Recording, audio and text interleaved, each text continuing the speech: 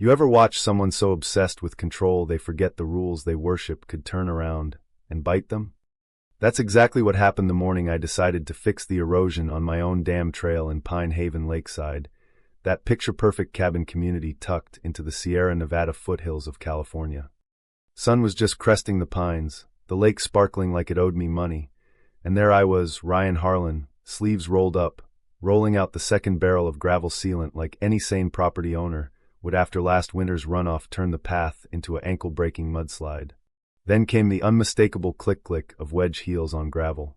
Only one woman in our HOA had the audacity to dress like she was heading to a board meeting in hell. Karen Whitaker. Blonde bob sharp enough to cut glass, oversized sunglasses, and that ever-present clipboard pressed to her chest like it was the 10 Commandments. "Ryan, what on earth do you think you're doing?" she barked, voice dripping with that fake sweet concern she reserved for anyone not kissing her HOA ring. I straightened up, wiped my hands on my jeans, and gave her the friendliest smile I could muster. "Morning, Karen. Sealing my trail. It's been washing out for months, and I'm tired of neighbors twisting ankles on my property." Her jaw tightened so hard I heard it click. "Your trail? This is common access to the lake. You can't just modify HOA property without board approval. It violates every CCNR in the book." I pointed past her to the survey stakes still visible from when I had the county out last fall. "See those? Starts on my lot, runs the length of my parcel, ends at my shed. Deed's been in my family since '95. I've got the plat maps, the tax records, everything. I'm not blocking it, I'm making it safe. And since I'm paying for the materials and labor, I figured a simple coated gate at the top wouldn't hurt. Keeps the weekend ATV idiots out." Karen's face went the color of a fresh citation. "You're trying to privatize community land. That's theft. I'm calling the sheriff right now."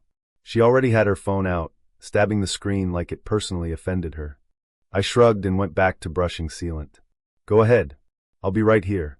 10 minutes later, tires crunched again. Deputy Ramirez stepped out of the cruiser, looking like he'd rather be anywhere else. Karen practically sprinted over in those ridiculous heels. "Officer, this man is illegally altering shared access and threatening to lock out the entire neighborhood." The deputy raised a hand, already tired. "Ma'am, ID please." "What? I'm the HOA president." "Still need ID, ma'am." While she fumbled in her designer purse, Ramirez walked over to me. "You got proof this is your land?" I handed him the folder I'd prepped that morning: deed, survey, county zoning letter, even a time-stamped email chain where Karen had ignored my polite heads-up 3 weeks ago. He flipped through, nodded. "Looks solid. Trails on your parcel. You're not blocking access, just maintaining. Gate's fine as long as neighbors can request the code." Karen's voice shot up an octave. "But we've used this path for decades.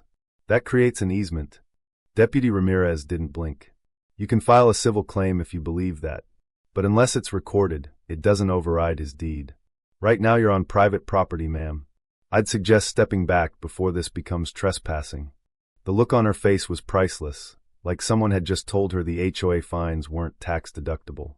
She spun on those heels, nearly snapping an ankle in the fresh sealant, and stormed off muttering about property values and selfish residents. For the next few days the neighborhood got weirdly quiet. A few folks who used to wave now suddenly found their mailboxes fascinating when I drove by. Then the flyers started appearing on the community board, bold red letters screaming, "Illegal gate threatens lake access," signed by none other than President Whitaker herself. She'd called an emergency forum at her McMansion for that Saturday. I wasn't planning on going until Bob, the retired county attorney 2 cabins over, showed up at my door holding a manila envelope like it was radioactive. "Ryan, you need to see this before the meeting." Inside were 2 quitclaim deeds filed quietly with the county recorder last month. One transferred a 15-foot strip right through my trail into HOA ownership. The seller line? My forged signature. The other had Karen's signature as the authorized HOA representative. No payment, no witnesses, no notary, just her word and a rubber stamp. Bob tapped the papers. She even used it to push a zoning map change labeling it Community Corridor. Classic overreach. She thought no one would check. My blood ran hot, but I smiled. She forgot one thing, Bob. I record every conversation with her. California's a one-party consent state. Saturday night her living room was packed. 30 neighbors crammed in like it was Black Friday at the complaint desk. Karen stood at the front, clipboard in one hand, stack of petitions in the other mid-rant. We cannot allow one selfish owner to endanger everyone's lake rights. This is about community. I stepped forward, holding up the forged deeds high enough for everyone to see. Funny you mention community rights, Karen. Care to explain how my signature ended up on a deed I never signed, transferring my land to the HOA you run? The room went dead silent. Karen's perfect bob actually twitched. That's confidential board business. You're not authorized. Actually, I cut in, voice calm as lake water. These are public county records. No money changed hands. No board vote. Just your signature and a fake one of mine. Oh, and here's the audio from our last chat where you swore you'd handle it legally. I hit play on my phone. Her own voice filled the room. Don't worry, Ryan. We'll make sure the access stays open, for the good of the community. Gasps rippled. Old Hank, the retired judge, stood up. I move we suspend the entire board pending investigation. Bylaws Article 7, Section 3, suspected misconduct. All in favor? Hands shot up like they'd been waiting years. 24-4. Karen's face drained of color. For the first time, the woman who quoted CC and RS like scripture had nothing to say. By Monday, the county recorder's office had flagged the deeds. By Wednesday, the DA's financial crimes unit was at her door with a search warrant. Turns out the beautification projects she'd signed checks for went straight to her cousin's landscaping company, which had resurfaced her own backyard pool and installed a new hot tub. HOA dues, my trail, her empire, all built on the same lie. The courtroom smelled like pine cleaner and desperation the day of the hearing. Karen sat smaller than I'd ever seen her, no clipboard, no heels high enough to hide behind. The prosecutor laid it out like a masterclass: forged conveyance, zoning fraud, misappropriation of funds. Every exhibit was another nail, her emails pressuring board members, the voicemail threatening, if this blows up, we all go down together. Her own rules turned against her. Her lawyer tried the good intentions defense. The judge shut it down cold. Intent doesn't erase forgery, counselor. Karen took the plea.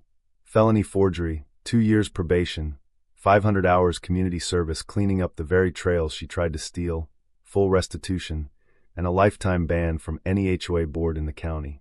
Outside the courthouse, the air felt lighter. Neighbors who'd once avoided my eyes now clapped me on the back. We voted in a new lean board, teachers, a nurse, a bait shop owner, who rewrote the CC and RS to something sane. My trail got an official private with neighbor courtesy access agreement, keypad code shared freely, no more drama. Karen's McMansion went up for sale 6 months later. Last I heard, she moved to a condo with an actual management company. No clipboard required. I still walk that trail every sunrise, sealant holding strong, gate swinging open for anyone who texts first. Sometimes the neighbors join me. We talk about fishing, the weather, anything but rules. And every time I pass the spot where Karen's heels sank into fresh tar, I smile. Because power isn't a clipboard or a title or even a forged signature. It's knowing your rights, standing your ground, and letting the system the bully built bury them instead. True or false? The real power abuser wasn't the woman with the heels and the clipboard.